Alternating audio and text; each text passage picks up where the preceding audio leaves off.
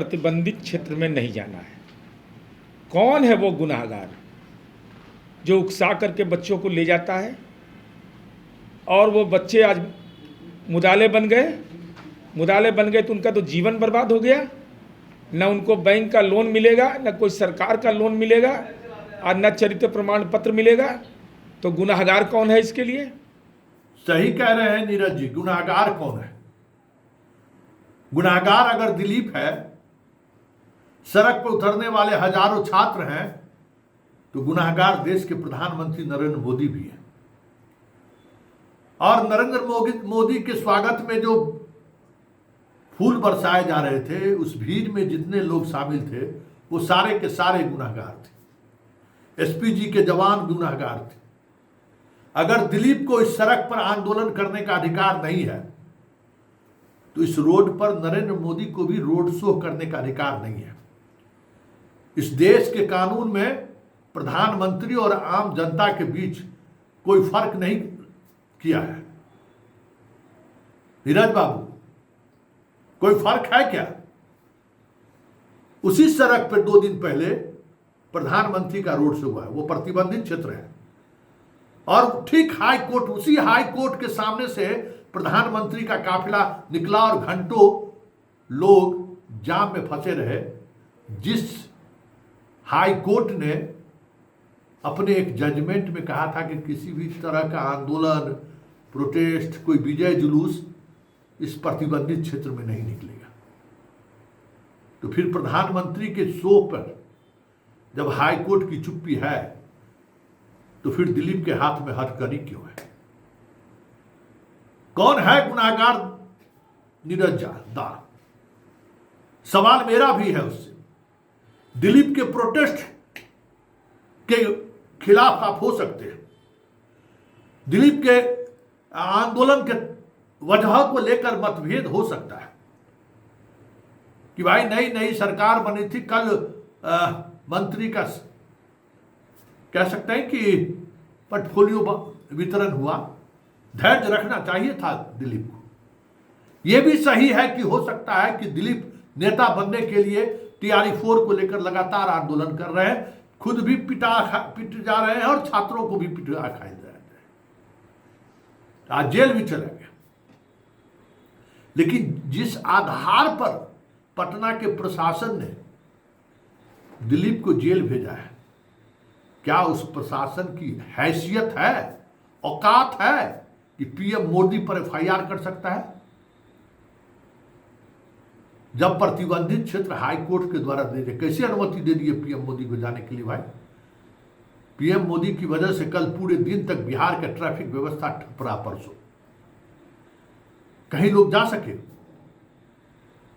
कहीं नहीं जा सके। पूरा दिन चौक रहा। जनता और प्रधानमंत्री अलग है क्या? इसी देश के, इसी डेमोक्रेसी में ये सारी चीजें चलती हैं। ये बातें कहीं दूसरे डेमोक्रेटिक कंट्री में संभव नहीं है कि अगर प्रोटेस्ट, जुलूस, विजय जुलूस अगर प्रतिबंधित है, कोर्ट ने प्रतिबंधित कर दिया है, तो चाहे प्रधानमंत्री हो, चाहे मुख्यमंत्री हो, चाहे आम जनता हो, उस रास्ते का इस्तेमाल नहीं कर सकते। और रास्ते का इस्तेमाल की इजाजत DM भी नहीं दे सकता है, क्योंकि हाई कोर्ट के आदेश पर वे प्रतिबंधित क्षेत्र घोषित है। तो नीरज दा, गुनाहगार है कि इस देश की जनता जो इस डेमोक्रेसी पर भरोसा किया है। गुनाहगार है वो लोग जो आज के इस डेमोक्रेसी में विश्वास जताते हैं, जहां व्यक्ति के अलग अलग चेहरे के अनुसार कानून एक्ट करता है, परिभाषित नहीं करता है, एक्ट करता है। इसलिए दिलीप के हाथ में अगर हथकड़ी है, तो आज इसलिए है कि दिलीप छात्रों की लड़ाई लड़ रहा है और उसमें वो ताकत नहीं है कि सरकार को हिला दे। सरकार को डर नहीं है दिलीप के इस आंदोलन से। नहीं तो डर होता ना, तो स्वागत में फूल बरसाते, जैसे फूल बरसा रहे थे। बुलडोजर से। पीएम मोदी के लिए कानून नहीं है और दिलीप के लिए कानून है। यही इस डेमोक्रेसी की का फ्लैशी है, यही इस डेमोक्रेसी का कहेगा लोग खूबसूरती है। कोई खूबसूरती नहीं इस डेमोक्रेसी का। इससे बुरी बात क्या हो सकती है? हम लोग डेमोक्रेटिक कंट्री में रह ही नहीं रहे। हम लोगों ने डेमोक्रेसी का मतलब ही नहीं समझा है। हम जिसको वोट देकर मुखिया से लेके प्रधानमंत्री तक बनाते हैं ना, वो वोट से बस 5 साल में एक बार वोट से हम लोग चुन लिए, फिर वो राजा की तरह ही व्यवहार करते हैं। उनको लगता ही नहीं है कि हम राजपुत्र नहीं हैं, हम जनता के द्वारा चुने गए प्रतिनिधि हैं। कुछ नहीं, कोई फर्क ही नहीं है। राजा भी आ जाए ना तो शर्मा जाएगा कि भाई बताइए, लोग राजतंत्र को लेकर उपहास उड़ाते थे। ये लोग लोकतंत्र में तो राजशाही से भी एक अलग अंदाज में ये लोग जीते हैं। इसलिए नीरज दा, दिलीप का गुनाह सिर्फ इतना ही है कि इसने छात्रों के लिए प्रोटेस्ट किया है। वैसे सिर्फ मोदी या बाकी जिसकी मैंने चर्चा की है, ये चर्चा हमने इसलिए की कि बिहार कहाँ खड़ा है और किस दिशा में जा रहा है उसको महसूस कीजिए। यही वो धरती है ना। 74 के आंदोलन का आगाज यहीं से हुआ था ना।